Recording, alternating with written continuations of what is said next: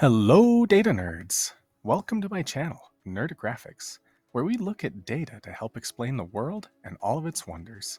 This is a new series that I'm going to be updating with videos as often as I can called Could It Superpower, which is essentially going to be a series where I take a group of countries that I think would be really exciting to see what they would look like if they were theoretically combined into one fictional country. In most cases, the populations are already incredibly diverse, so the idea of these countries combining together may be a little bit unrealistic, but fun to look at. I will choose countries in similar geographic regions and combine them into one theoretical potential superpower. In these fictional countries, we'll look at data behind combined population, landmass, economy, and last of all, military size. To start, I need to mention the United States of America, Russia, and China as three incredibly powerful superpowers. These countries use their massive economies, cultural accomplishments, armies, and even vast natural resources to play a major part in world events, and are three undisputed superpowers of the world as of today. Next, we have countries like Brazil in South America, South Africa in the African continent, and Egypt in the Middle East. Might not be global superpowers, but they are the most influential and powerful countries in their respective regions. For this, Could It Superpower? Let's head over to the North American continent. In the Atlantic Ocean, caught between North and South America, is the island region of the world known as the Caribbean. There are 5 major countries and about 20 smaller surrounding countries that make up the Caribbean. While each country and island have its own unique history and background, for theoretical purposes, let's pretend that the entire Caribbean suddenly decided to put their differences aside and unite under one flag. What would this country look like? Now, if you're anything like me, instinctively when thinking about a united Caribbean, you'll say to yourself, of course this won't be a superpower nerdographics. Well, that's what I thought, and I couldn't have been more wrong. To start out, the Caribbean is made up of 3 greater island chains. The first and largest and most populated is the Greater Antilles. To the east is what is known as the Lesser Antilles, and then to the north is the Bahamas. Including Bermuda way to the north, a united Caribbean would be a consolidation of 27 countries that currently exist in this region. Although the 5 most populated would be Cuba, Jamaica, Haiti, the Dominican Republic, and Puerto Rico. But let's imagine that hypothetically, the entire Caribbean was one country. How large would it be? How many people would live there? Would it be able to be a major player on the world stage? These are some of the many questions that we will analyze as we look at the hypothetical country of a united Caribbean. Let's start by doing a deep dive into not only how many people live in the Caribbean, but where they live. If we combine the population of every single country in the Greater Caribbean, we get a population of 43,400,000 people. The majority of the population would live in the 5 largest countries. Haiti has the largest population of them all, at 11.4 million. Cuba closely follows at 11.3 million. The Dominican Republic comes in the 3rd highest, at 10.8 million, and then Jamaica and Puerto Rico boast a population of 2.9 million and 2.8 million respectively. If you consolidate the population of the remaining 22 countries, they make up 4 million people. As you can see, the vast majority of the population live in what I'd like to call the Mighty 5, or the 5 most populated countries in the Caribbean.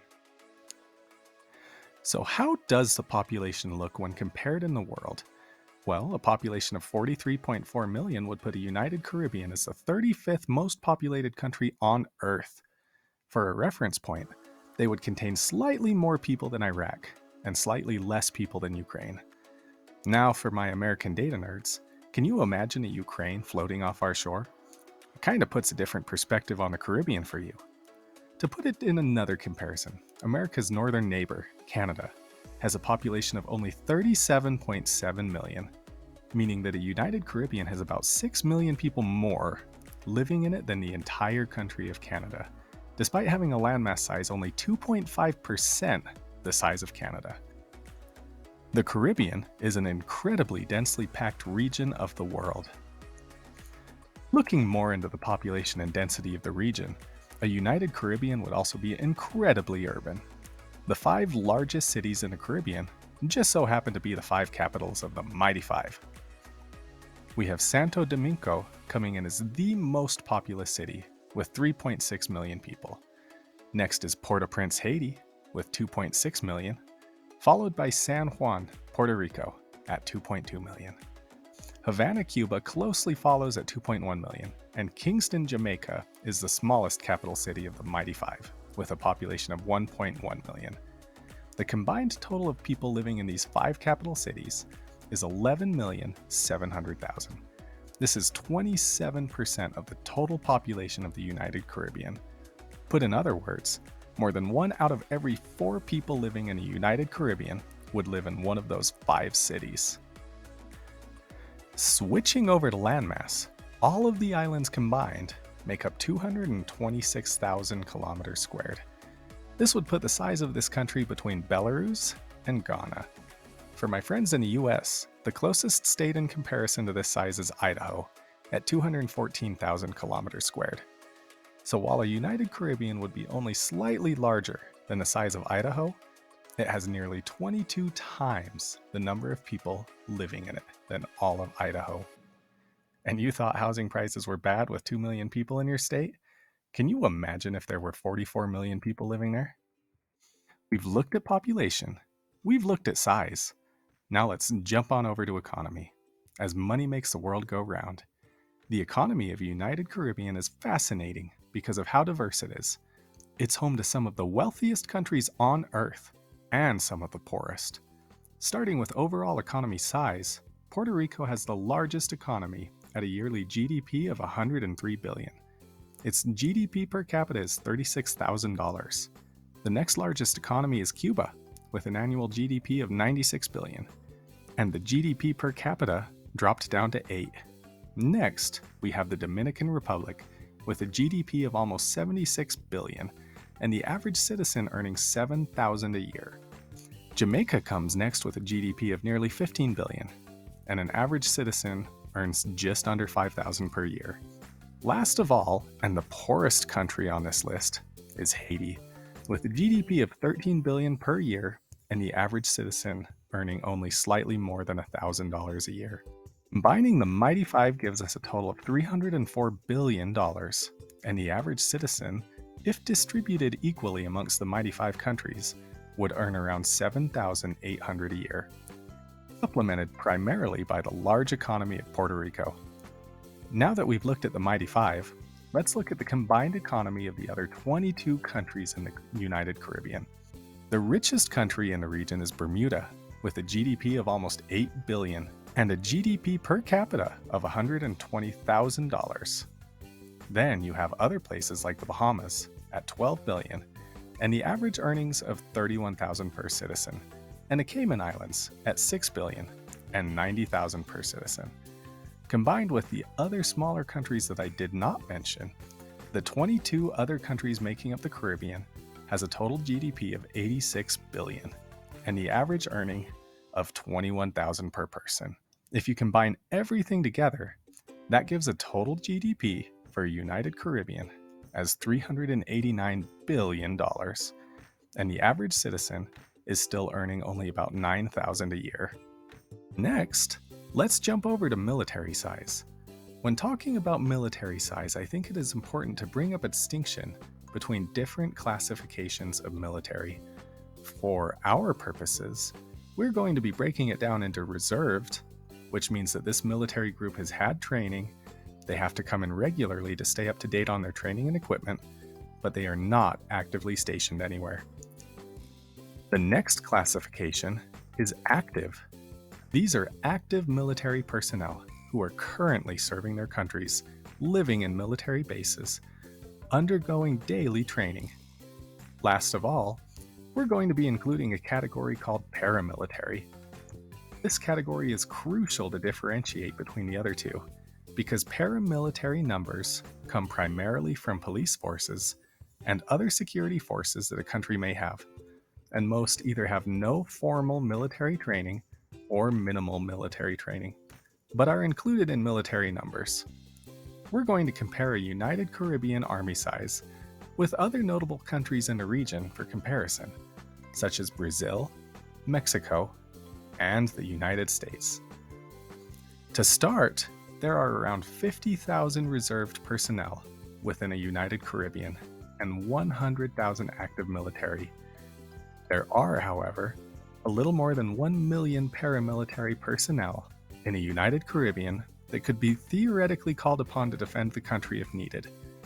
It's worth noting that the vast majority of the paramilitary personnel available would be coming from Cuba, which by numbers alone and the contribution of a large paramilitary force makes up currently one of the largest armies in the region.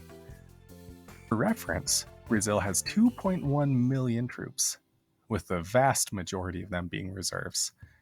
The Caribbean's neighbor to the west, Mexico, has 200,000 active troops, 100,000 in reserve, and 100,000 paramilitary personnel, for a grand total of 409,000.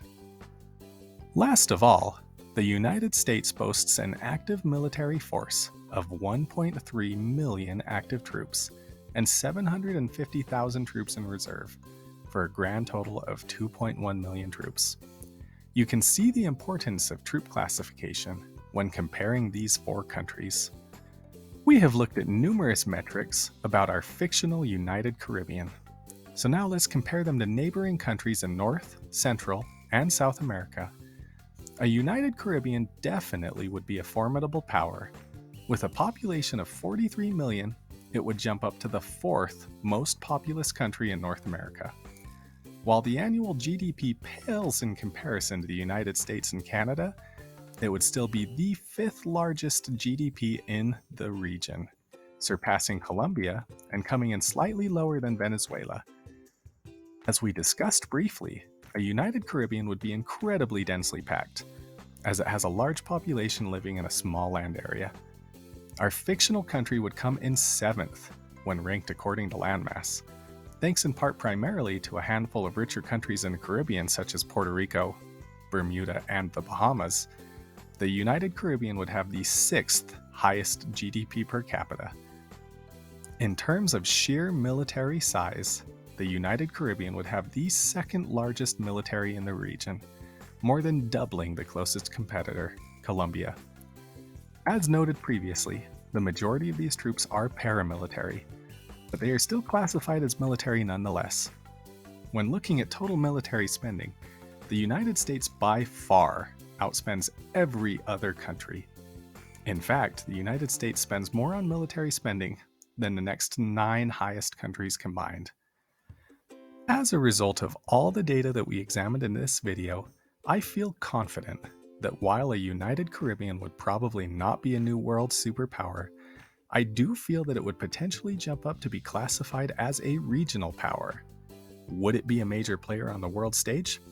Probably not. But jumping up to the fourth most populous country in North America, combined with having the second largest military in the world, would mean that neighboring countries would have to take United Caribbean serious. What do you think? Let me know in the comments below. Also, feel free to let me know what other countries you would like me to do this for. If you liked the video, please take a second to click like on this video and subscribe to my channel. It helps me out more than you know, and it helps the YouTube algorithm.